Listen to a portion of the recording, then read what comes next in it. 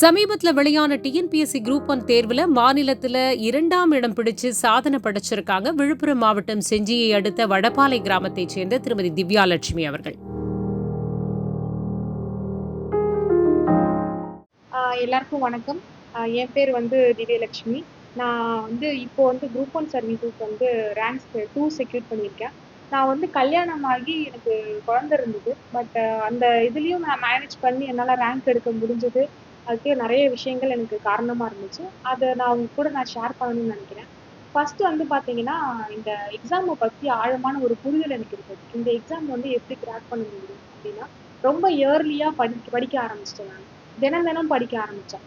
தினமும் பார்த்தீங்கன்னா, எனக்கு கிடைக்கிற நேரம் 8 மணி நேரம் நான் படிக்கிறதுனாலுமே டெய்லி ஒரு 2 மணி நேரமாச்சும் நான் நிச்சயமாக படிச்சிருவேன். அப்படி படிக்கிறது மூலயமா இந்த எக்ஸாமை பற்றின ஒரு டச் எனக்கு இருந்துக்கிட்டே இருந்துச்சு.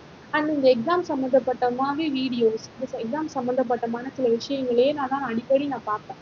அப்போ அந்த எக்ஸாம் என்ன கேட்குறாங்க, என்ன மாதிரியான விஷயங்கள் நம்மகிட்ட எதிர்பார்க்குறாங்க அப்படின்ற மாதிரி என்னன்னாலே தயார்படுத்திக்கிட்டேன். அண்ட் இது போக செகண்ட் விஷயம் பார்த்தீங்கன்னா, செய்தித்தாள் வாசிக்கிறது எனக்கு ரொம்ப ஒரு நல்ல பழக்கம் இந்த எக்ஸாம் மூலயமா எனக்கு உருவானது. செய்தித்தாளை எப்படி வாசிக்கணும், அந்த சிலபஸில் இருக்கிற விஷயங்கள் செய்தித்தாள் எப்படி எடுக்கணும், அதை ஜஸ்ட் நோட்ஸ் மாதிரி நான் எடுத்து வச்சுக்கிட்டேன். இது ப்ரிலிம்ஸில் எனக்கு ரொம்ப யூஸ்ஃபுல்லாக இருந்துச்சு. தேர்டு ரொம்ப முக்கியமான விஷயம் பார்த்தீங்கன்னா, எனக்கு திருமணம் ஆகியிருந்தது. ஸோ திருமணம் ஆகியிருந்ததுனால குடும்ப லைஃப்பில் நிறைய அதிகமான டைம் போனதுனால பேலன்ஸ் இருக்கிற டைம் நான் படிப்புக்காக நான் செலவு பண்ணேன். இப்போ நான் காலையிலேருந்து சாயந்தரம் வரைக்கும் குழந்தை, குடும்பம் இப்படி இருந்ததுனால சாயந்தரம் கிடைக்கிற டைமில் நான் கொஞ்சம் படிச்சுக்கிட்டேன். அதே மாதிரி நைட்டு ஒரு 10 மணிலேருந்து ஒரு 12 மணி வரைக்கும் படிக்கிறது. அண்ட் சாட்டர்டே சண்டேவை நான் ஸ்கிப் பண்ணவே மாட்டேன். ஏதாவது ஒரு இன்ஸ்டியூட் போயிட்டு அங்கே போய் டெஸ்ட் பேட்ச் போடுறது, இந்த மாதிரி நான் பண்ணிட்டு இருந்தேன். ஸோ என்னை பொறுத்த வரைக்கும் டைம் மேனேஜ்மெண்ட் அப்படிங்கிறது நமக்கு இருக்கிற டைமை நம்ம கரெக்டாக யூஸ் பண்ணுறோமா அப்படின்றத நம்ம பார்க்கணும். நிச்சயமாக கல்யாண பெண்களும் கண்டிப்பாக இந்த எக்ஸாமை கிராக் பண்ணலாம். ஸோ அந்த மாதிரி பண்ணணும். அண்ட் ஃபோர்த் ஒரு விஷயம் பார்த்தீங்கன்னா, நீங்கள் எப்பயுமே புக்கை சார்ந்து மட்டும் இல்லாமல் புக்கிலேருந்து சில விஷயங்களை நீங்கள் செல்ஃப் நோட்ஸ் எடுத்து வச்சுருக்கிறது ரொம்ப ரொம்ப நல்லது. பிகாஸ் நம்ம லாஸ்ட் மினிட்ல புக்கை இப்போ ரிவிஷன் பண்ணும்போது இது ரொம்ப கடினமாக இருக்கும். நீங்கள் செல்ஃப் நோட்ஸ் எடுத்து வச்சுக்கிட்டீங்கன்னா மட்டும்தான் உங்களுக்கு ஃபாஸ்ட்டாக ரிவிஷன் பண்ணுறதுக்கு ரொம்ப யூஸ்ஃபுல்லாக இருக்கும். அண்ட் கண்டிப்பாக ப்ராக்டிஸ் ரொம்ப ரொம்ப முக்கியம். ப்ராக்டிஸ் இல்லாமல் ஸ்ட்ரெயிட்டாக எக்ஸாம் போகவே முடியாது. எக்ஸாமில் எல்லாருக்கும் இருக்க பிரச்சனை என்ன அப்படின்னா, கொஷினை பார்த்தோன்னே ரொம்ப பதட்டம் வரும். அந்த பதட்டத்துக்கு காரணம் நம்ம ப்ராக்டிஸ் ஒழுங்காக இல்லைன்னா தான் அந்த பதட்டம் வரும். ஸோ நீங்கள் ப்ராக்டிஸ் அதிகமாக பண்ண உங்களுக்கு அந்த பதட்டம் ஆட்டோமேட்டிக்காக இருக்கும்.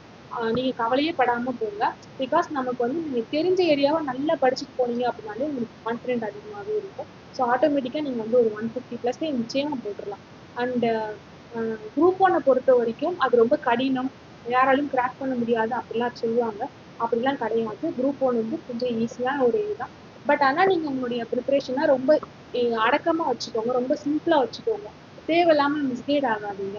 நல்லா ரிலாக்ஸாக படிங்க. உங்களுக்கு ஒரு நாள் நல்லா கான்ஃபிடென்ட்டாக இருக்கும், ஒரு நாள் நீங்கள் ரொம்ப டவுனாக ஃபீல் பண்ணுவீங்க.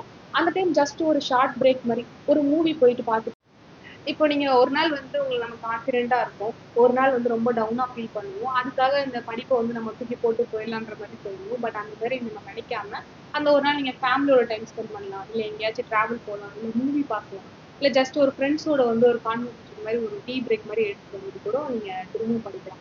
அண்ட் படிக்கிறதுக்கு ரொம்ப ஒரு சூழல் நல்ல சூழல் நமக்கு அமையணும். அந்த மாதிரி சூழலை நீங்கள் தான் ஏற்படுத்தணும். லைப்ரரி போகலாம், இல்லை ஒரு பார்க்கில் போய் உட்காந்து படிக்கலாம். ஸோ உங்களுக்கு வீட்டில் சூழல் சரியில்லை அப்படின்னா நீங்கள் அந்த மாதிரி படிக்கலாம். இந்த மாதிரி படிச்சிங்க அப்படின்னா அவங்களால ஃபோக்கஸ்டாக ஒரு இடத்த நம்ம சூஸ் பண்ணிவிடும். ஸோ அந்த இடத்துக்கு போகும்போது உங்களுக்கு மற்ற எந்த பிரச்சனையும் ஞாபகத்தில் இல்லாத மாதிரி அந்த இடத்த நீங்கள் வச்சுக்கிட்டீங்க அப்படின்னா இந்த எக்ஸாம் நம்ம ஈஸியாகவே கிராக் பண்ணிடலாம். வீடியோ உங்களுக்கு பிடிச்சிருந்தா லைக் பண்ணுங்க, ஷேர் பண்ணுங்க, சப்ஸ்கிரைப் பண்ணுங்க, கமெண்ட் பண்ணுங்க, பெல் ஐக்கன் பிரஸ் பண்ண மறந்து போயிடாதீங்க. அப்பதான் நாங்கள் போஸ்ட் பண்ற வீடியோவோட நோட்டிஃபிகேஷன் உங்களுக்கு வரும்.